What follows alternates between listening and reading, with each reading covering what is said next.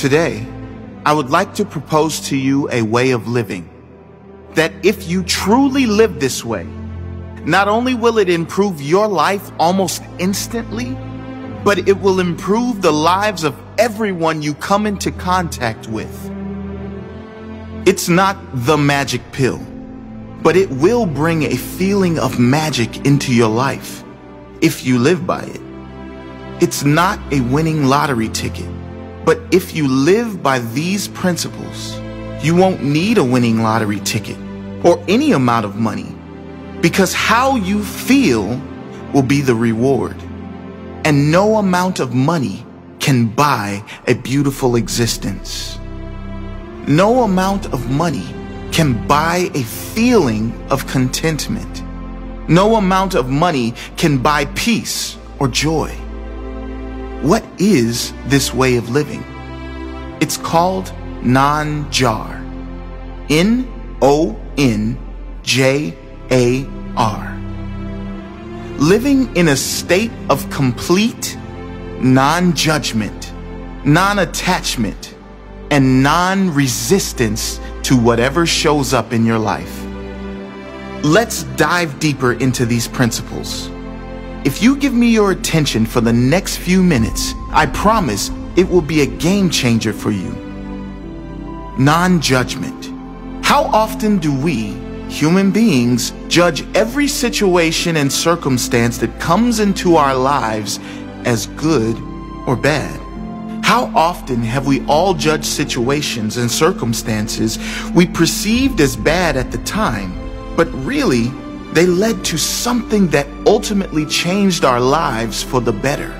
Maybe it was a breakup that was devastating at the time, but when looking back seems like the biggest blessing. Maybe it was a job loss or a difficult time financially that we labeled and judged as bad at the time.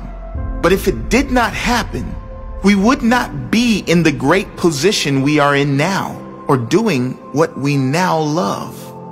Think of an example in your life where you have judged a situation or circumstance negatively, but it turned out to be a blessing in some way. Think of a time when you've judged a person in some way and looking back, you were wrong to do so. The truth is, we do not know anything. We can judge and label situations all we like, but we do not know anything. We can't possibly know the greater lesson or future blessing any situation has for our life in the moment it happens.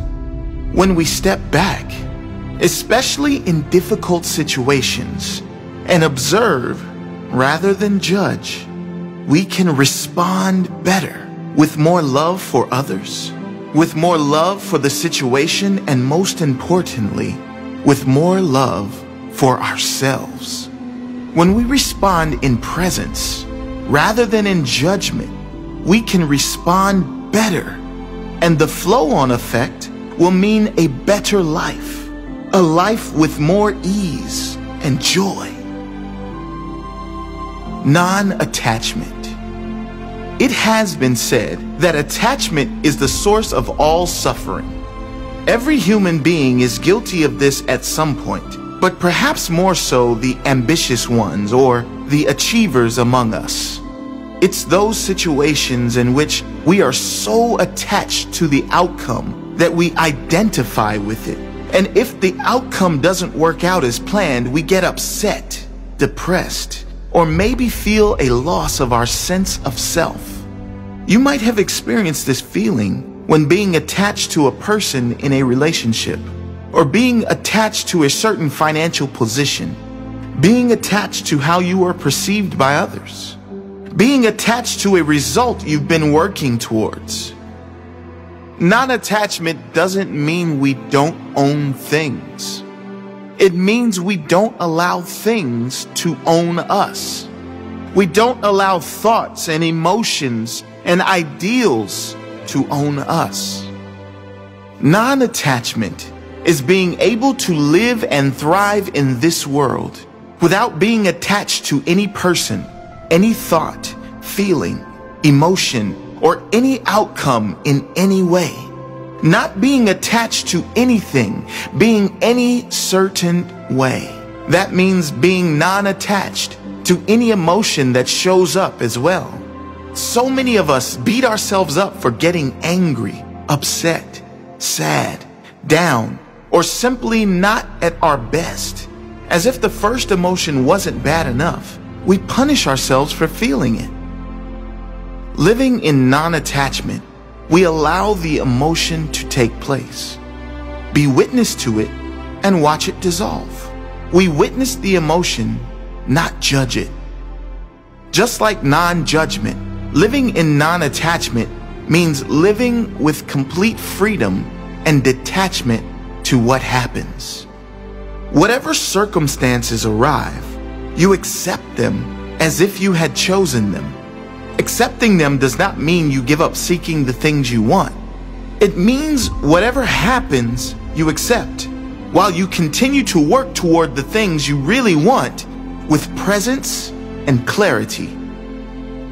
When you live in non-attachment, many of those things you thought you wanted fade away because you realize their insignificance, and that only leaves what is really important. Being attached to anything being a certain way drains you of your power. A Zen proverb that beautifully sums this up says, "Consider the trees which allow the birds to perch and fly away without either inviting them to stay or desiring them never to depart. If your heart can be like this, you will be near to the way." Non-resistance. Eckhart Tolle says non-resistance doesn't mean doing nothing. All it means is that doing becomes non-reactive. He says, remember the deep wisdom underlying the practice of Eastern martial arts.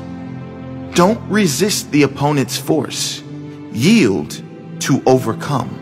Much like non-judgment and non-attachment, living in a state of non-resistance means you do not resist what happens. You no longer fight what is. What could be more draining of life energy than fighting what is? There is nothing. It is why what you resist persists.